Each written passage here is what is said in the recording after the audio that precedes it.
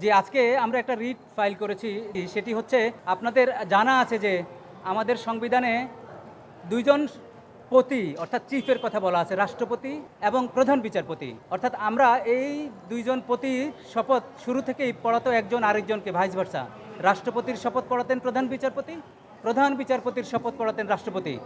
সেটি ফোর্থ অ্যামেন্ডমেন্টের মাধ্যমে চেঞ্জ করে স্পিকারের কাছে এটা নিয়ে যাওয়া হয়, যেটি আবার ফিফথ অ্যামেন্ডমেন্টে বাতিল করে আবার রাষ্ট্রপতির শপথ চিফ জাস্টিসই পড়াতেন।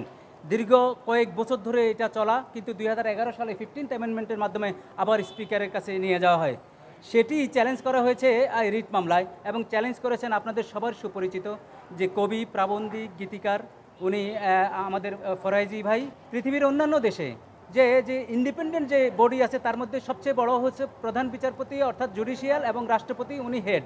তো দুই হেডের শপথ দুই হেড পড়াবেন, এটি হলো আমাদের মূল স্পিরিট। এবং আমরা বলেছি 15th অ্যামেন্ডমেন্টের মাধ্যমে যেটা চেঞ্জ করা হয়েছে, প্রভিশনাল কনস্টিটিউশন যেটা ছিল, যেটা আমাদের 72 কনস্টিটিউশন ছিল, এবং দীর্ঘ আজকে 36 বছর যেই প্রভিশনটা ছিল প্রেসিডেন্টের শপথ চিফ জাস্টিস পড়াবে, সেটি বাতিল করে সংবিধানকে আন্ডারমাইন করা হয়েছে, পাবলিক সেন্টিমেন্টকে আন্ডারমাইন করা হয়েছে, এবং দুই পতি যে সর্বোচ্চ তাদেরকে আন্ডারমাইন করা হয়েছে। এটি আমরা মূলত চ্যালেঞ্জ করে বোঝাতে চেয়েছি। আমরা কোর্টের কাছে আমরা ডিরেকশন চেয়েছি যাতে আগেরটাই বলবৎ থাকে, যাকে প্রেসিডেন্টের শপথ, যাকে চিফ জাস্টিস পড়ানো হয়, সেই ব্যাপারে আমরা মামলাটি করেছি।